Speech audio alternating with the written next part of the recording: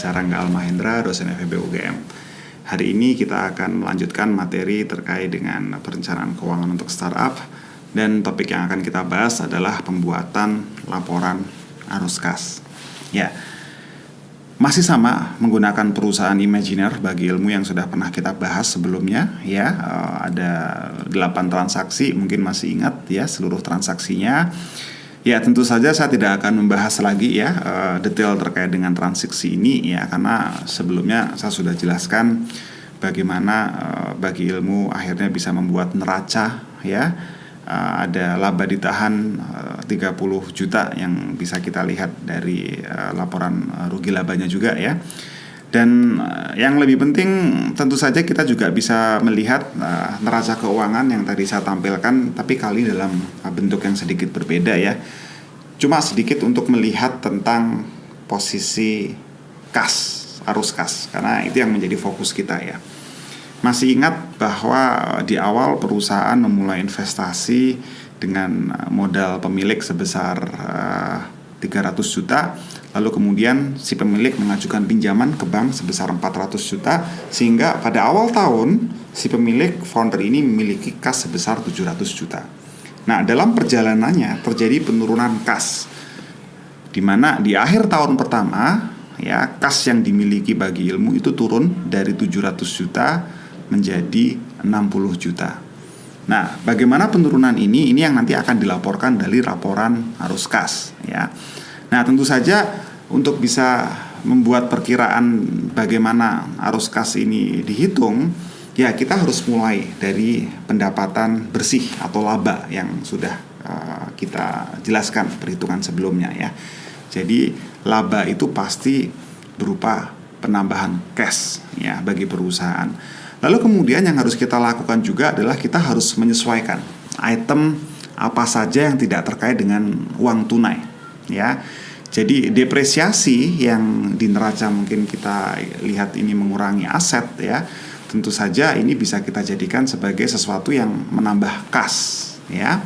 Demikian juga kita menemukan ada beberapa item yang tidak bisa ditampilkan dalam laporan rugi laba ya, seperti misalkan persediaan itu mengurangi kas, peningkatan piutang ya, tentu saja semakin banyak piutang, kas yang diterima oleh perusahaan juga sedikit karena itu kan ada di pihak customer kasnya ya.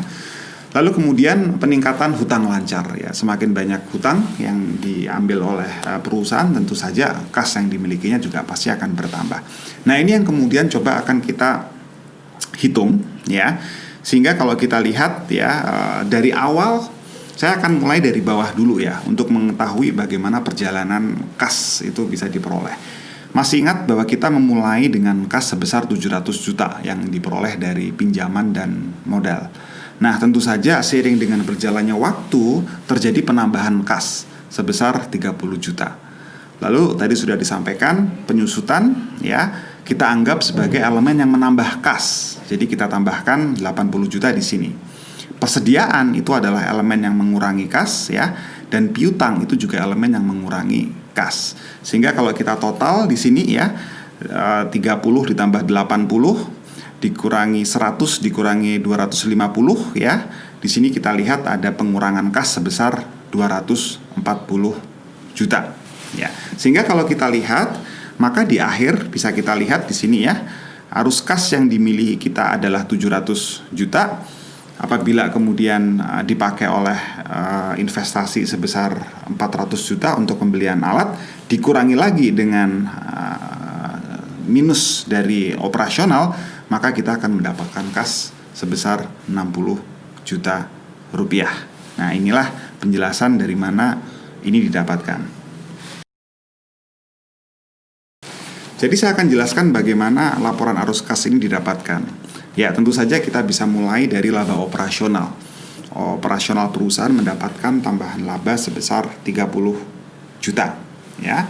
Dan penyusutan yang sebelumnya kita perlakukan mengurangi aset ya, karena kita sebetulnya tidak ada yang berkurang di sini, sehingga penyusutan ini sifatnya menambah kas, yaitu sebesar 80 juta. Sementara peningkatan persediaan dan piutang itu sifatnya mengurangi kas. Sehingga kalau kita lihat di sini ada total sebesar minus 240 kas yang keluar akibat dari operasional. Nah, kalau kita lihat perjalanannya, tentu saja kita masih ingat bahwa perusahaan ini dimulai dengan kas sebesar 700 juta yang didapatkan dari modal pemilik sebesar 300 juta dan tambahan pinjaman dari bank sebesar 700 juta. Lalu uang 700 juta ini dipakai sebesar 400 juta untuk keperluan pembelian peralatan. Ini yang biasa disebut sebagai initial investment atau investasi awal sebesar 400 juta. Dan dari investasi awal ini, kas perusahaan itu berkurang 240 juta untuk operasional. Ya, sehingga kalau kita lihat total kas yang dimiliki perusahaan menjadi 60 juta rupiah. Ya, itulah penjelasan dari mana 60 juta rupiah itu didapatkan, sehingga angka 60 juta yang kemudian kita dapatkan dari laporan arus kas ini kemudian kita tuliskan kembali ke dalam neraca, ya, terbaca di neraca juga 60 juta. Sehingga semuanya sinkron antara neraca, laporan rugi laba, dan tentu saja laporan arus kas. Nah, jadi kesimpulan kita sebagai ringkasan untuk sesi hari ini, kita sudah belajar pentingnya kas. Lalu kemudian sebelumnya kita sudah bahas juga arus kas bebas, dan kita juga mempelajari tipe-tipe arus kas. Dan terkait dengan penerapan yang kita lakukan di sini, sebagai ringkasan kita mempelajari bahwa laporan arus kas itu seharusnya juga akan terkait juga dengan laporan rugi laba dan juga neraca. Sampai jumpa di video berikutnya.